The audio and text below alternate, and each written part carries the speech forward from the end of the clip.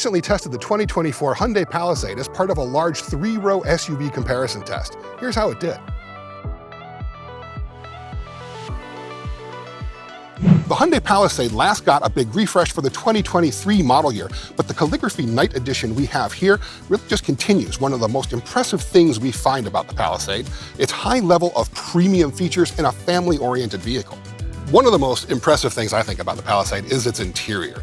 It's classy, I think. I wouldn't call it necessarily a luxury interior, but it has luxury elements. Like, you look at the dash trim, it's got this tuxedo pinstriping, which reminds me of a Mercedes Maybach, but not quite as nice, I think. Yeah, I think that works because that's a much more expensive vehicle. And you know, you did touch on the fact that it looks nice, and I would say looking is the key word here. I think it kind of falls apart when you get close, you touch the materials, you kind of futz around with it. But yeah, overall presentation does look nice. I will say you did like the cloth, correct? I do. Yeah, I'm not the biggest fan. I preferred its sister Telluride interior with the leather, although I do appreciate that this is a little bit less corny interior, a little bit less cheesy than the Telluride. You see, I like the fabric thing, because every other vehicle here has either vinyl or leather, but fabric you never see in a higher end vehicle anymore. But if it's done well, I think it really does look nice. And we have to admit, this is one of the most comfortable interiors here, certainly. It's one of the largest. The front seat comfort is excellent. Second row comfort is really quite good as well. And it's not too bad to get it back in that third row. And once you're there, 3-mode seat warmers. I couldn't believe how toasty my butt was back there when I was testing this thing out. And it's, yeah, like I said, not too bad to get back there. And yeah. You said the third row is actually heated. One of the things that's impressed us most is the amount of luxury features in this vehicle. It's got heated first, second, and third row seats. It's got power folding second and third row seats as well, massaging front seats. They even have an extension for the seat bottom on the front as well. That's stuff you don't normally find in these kinds of vehicles, but it looks good and it feels good to me. One of the other things we really like about the Palisade is the amount of technology that's in this thing, but it's usable technology, like the displays. It's got tons of great big digital displays, but it doesn't put everything in the touchscreen. It has a lot of actual hard buttons as well, which is something we really like in a vehicle. You know, the one part of the hard buttons, and I agree, I do really usually like hard buttons for the seat controls and the climate controls, but I will say I was not the biggest fan of the buttons for the shifter. Or gear selector. I much rather prefer the Telluride, which remember is the function of the same vehicle as this underneath the wrapper. I definitely preferred the standard automatic gear shifter in the Telluride rather than the buttons. It's just easier to use. It is. It's easier to use. It's more intuitive. You don't have to try and hunt to figure out which button you want to push when you're trying to either pull out into traffic or back out onto the street. Yeah, you know, I think an underappreciated control with buttons would be the second row and trying to toggle that to get into the third row and to stow it.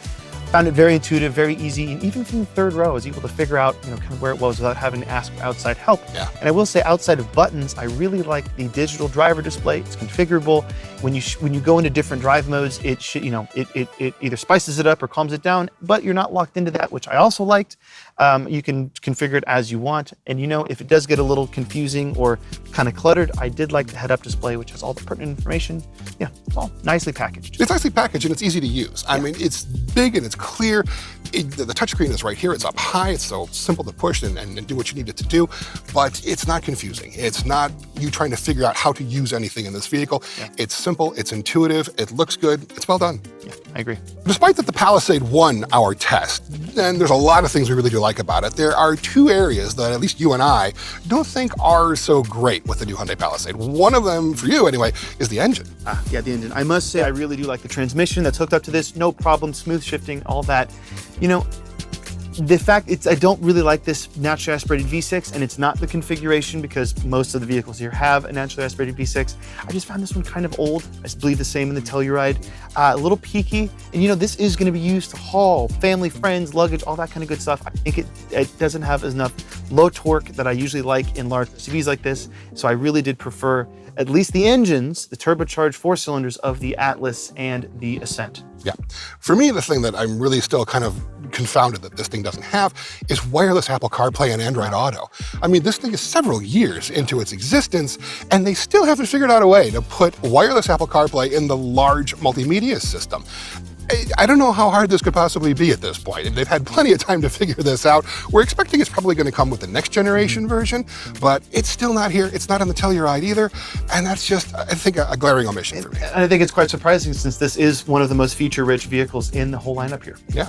While the Palisade nabbed only a handful of outright wins, it proved highly competitive in a wide range of categories. And it even won our value scoring thanks to its impressive roster of premium features for the money. Now, speaking of money, this is the most expensive vehicle in the test at an as-tested price of $55,600, but that's not much more than the Atlas, and it's within a few grand of the other vehicles. So if premium features are a must-have in your next family vehicle, you've got to check out the 2024 Hyundai Palisade.